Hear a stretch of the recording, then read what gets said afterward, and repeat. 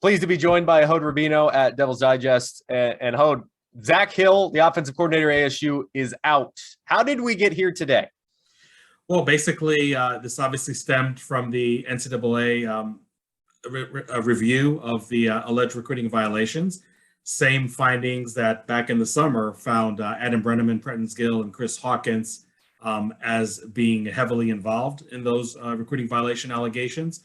And ASU felt that at the time there was strong enough of a paper trail to put them on admin leave. And in the last week, the employment with all three coaches have been terminated. They were given the option to either be fired or resign.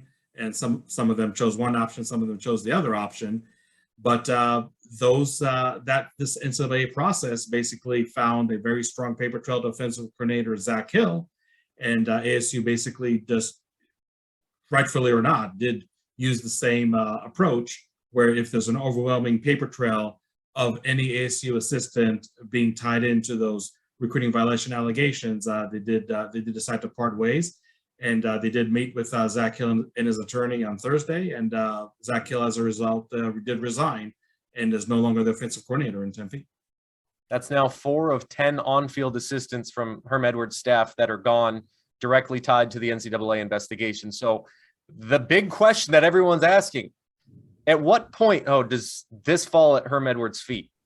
Look, is absolutely culpable. I mean, I would like to think that privately he knows that the buck does stop with him. And I think there's evidence right now that both Herm Edwards and recruiting coordinator Antonio Pierce, who's also the defensive coordinator, were definitely aware of some of these allegations. And maybe it's just a matter of when, not if. One of them or both of them are not going to be part of the program either. It's hard for me to imagine that any notice of allegations by the NCAA is not going to implicate those two individuals. Now the question is, maybe someone like Zak Hill, maybe we thought initially we would have to wait for notice of allegations to come out to implicate him among other assistants and say, okay, because of this paper trail, you can no longer be part of the staff at ASU. The question is there going to be a Zak Hill-like scenario, if you will, for Antonio Pierce and or Herm Edwards? Is there not going to be even a matter of waiting for the notice allegations to come down, but rather the NCAA informing ASU, look, this is all the evidence we have at this point on Antonio Pierce and or Herm Edwards, do with it as you may. And I don't know if ASU would wait for the notice of allegations to come down to render the decision on either Edwards and or Pierce, or maybe, like I said, they take the same approach and say, look, the evidence against Antonio Pierce and or Herm Edwards is so overwhelming, it's really fruitless to wait to the notice of allegations to come down. We just need to take actions right here and right now, just like they did with Zak Hill this week, just like they did with the other three assistants back in the summer. On Twitter, you look and everybody's like, how does Herm still have a job? And I think the other side of it is we're so far down this road. As you wait to see what comes out about this, what coach in their right mind would come aboard here right now? Let Herm go down with the ship and come out of it hopefully better on the other end. That's one line of thinking. Mm-hmm. Obviously, there's the other side. Where do you fall in?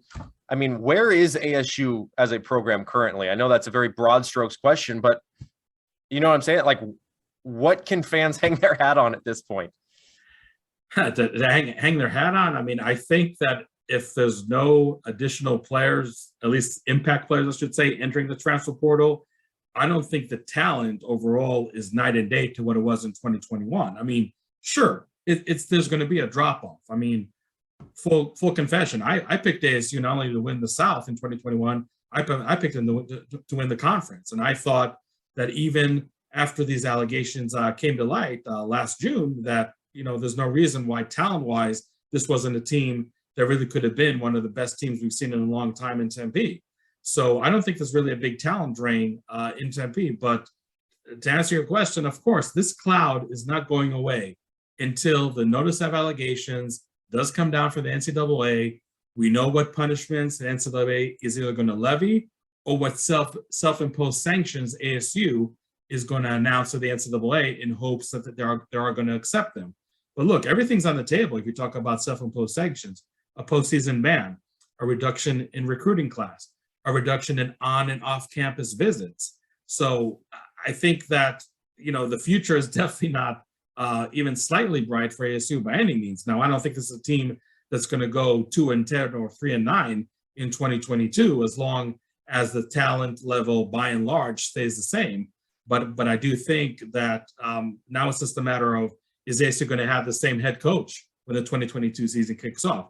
Are they going to have the same defensive coordinator or any other assistants that are on the staff right now as we speak on a Friday afternoon are still going to be there when the season kicks off in September? Those are just huge question marks that really nobody knows how to answer. And the frustrating part of all this is that the NCAA is notoriously known to drag its feet before they're going to hand down a notice of allegations. I mean, you talked about a situation from your personal experience in Hawaii, where it was a handful of years until actually something came to a head. Now, I don't think it's going to be that long when it comes to what's going to happen in Tempe and when they're going to hear back from the NCAA. But does it happen in the spring?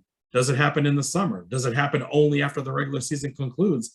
Those are questions that nobody can answer right now but the NCAA themselves. And I think that they're really just going to work on their own timetable.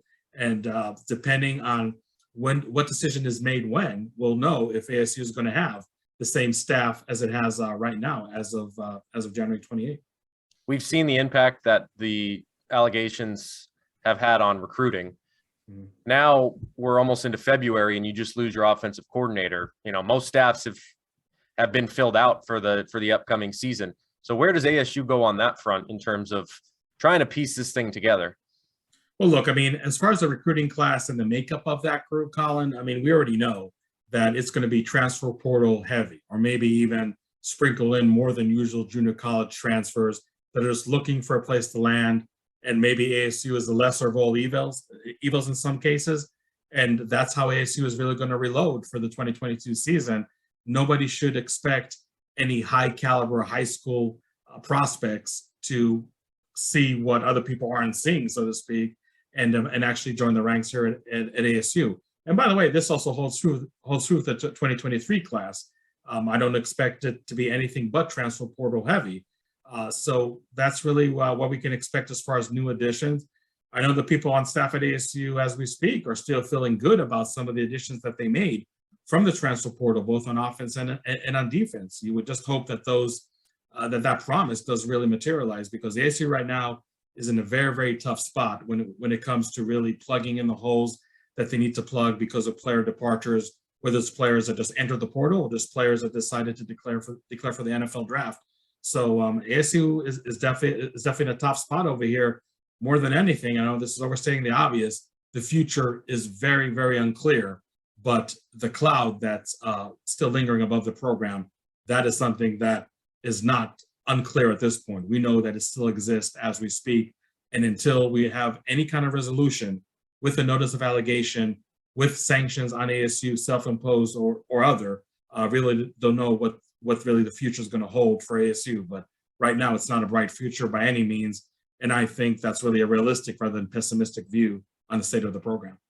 Oh, you were the first to report on Zak Hill's resignation. How did this go down in the building, to your knowledge? Well, I mean, right now it's just really kind of more insult to injury. I mean, the mood of the staff wasn't that great anyway, ever since the allegations did come down last summer. You thought that what would happen on the field could probably distract the staff. Obviously, it was a very disappointing 8-5 campaign for the staff. I don't think that many really expected the shoe to drop on Zak Hill when the season ended, but I'll propose this theory, and I don't think it's really a conspiracy over here. Auburn, as we know, was very close to hiring Zak Hill, and we know a lot of it was just Brian Harsin being the head coach over there in Auburn, obviously having the prior relationship from their days at Boise State. Auburn decided to really hit the pause button on hiring Zak Hill because they have their own mess with the NCAA investigation with the basketball program. The last thing they want to do is really draw now unnecessary attention and hire a coach from a staff that already had at that point 3 assistants gone because of alleged recruiting violations. But the question now is, Auburn, I have no doubt, did contact the NCAA, and they wanted them to vet Zak Hill. I have a hard time that the NCAA, even going back to early December, told Auburn, hey, you know what? So far, when we investigated ASU, we didn't find anything on Zak Hill. Go ahead and hire him.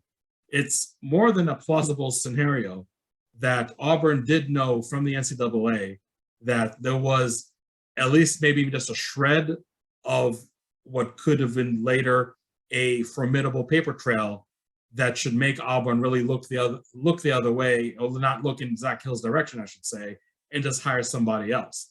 So now the question is, okay, so if the NCAA knew that it was a matter of when, not if, a paper trail on Zak Hill was going to come to light. If Auburn knew about that, how come neither entity gave ASU a heads up? Because if anybody told Herm Edwards, look, you need to fire Zak Hill back in December when he has the wandering eyes to the greener pastures, I don't think anybody would be mad at Herm Edwards or ASU. But now Herm Edwards, unfortunately, really made his bed that he hung on to a coach that clearly did not want to be here. If you remember, Zak Hill was also a candidate, maybe to a lesser degree, at the University of Nebraska, and you hang on to him. The passing game was obviously nothing to write home about when the 2021 season concluded, and now you find yourself even in a bigger mess, retaining a coach that didn't want to be here, and now you're forcing that coach to resign because he has his own paper trail to those NCAA recruiting violation allegations. So, you know, I can't believe that the mood, as bad as it was maybe right after the season ended, is not even worse right now, because you just have this, like I told you earlier off camera, like this drip system by the NCAA. They're not even presenting notice of allegations yet. They're telling ASU on Coach X, and Coach Y, and Coach Z, this is all the evidence that we have. Do what you do with it. And ASU decided to part coaches with all those four assistants, Zak Hill only being the latest. So I can't imagine the mood being that much greater. And as bad as it was back in the summer when the three assistants were put on leave, as bad as it was after the regular season, after massively really underachieving, it has to be just a new low right now with what happened with Zak Hill. The elephant in the room is Ray Anderson as well, because this is his model. This is what he created. And you bring up basketball with Auburn, and that leads me to, with the current state of the ASU football program and the woeful, whatever you want to call it, with what the basketball program is doing right now, where is, in your estimation, Ray Anderson at the moment? I can't imagine his job security being all that high, but if you're university president, Dr. Michael Crow, do you really want to get rid in the same calendar year, both of your head football coach and your athletic director? The answer is probably no. I mean, as a mess as things are right now in Tempe, I mean, that would put a mess on steroids level, if you will, if those two actions did take place. But if I'm Ray Anderson, I mean, you know, say what you want to say about him. And I know a lot of fans have definitely, you know, been very, very critical of him. You know, he's smart enough to know that his job security is pretty much at a very, very low level, with not only what happened with football right now, but like I said, with basketball right now, with Bobby Hurley, you know, at risk of having back-to-back sub 500 seasons, supposedly with a lot of good talent on paper, and each of those campaigns. So if I'm Ray Anderson, I really can't feel too secure at all with my position in Tempe. The only thing that you may work in your benefit in terms of retaining a position for the rest of the calendar year is that you have a situation where the head football coach probably is not even going to make it to kickoff in the 2022 season, is going to have a mountain of sanctions, severe sanctions, I should say, against the football program. And you have a basketball coach that right now the future may be really, really unclear of. So I don't think any program, even programs that are considered blue bloods and bigger than ASU, can survive both potentially an athletic director, head football coach, head basketball coach, all gone in the same calendar year. So if you're Ray Anderson, you know that maybe your job by default, so to speak, is safe for the rest of 2022, but 2023 is a whole different story. But things right now are anything but peaches and creams. And when it comes to the athletic administration at ASU, that's probably an understatement right now.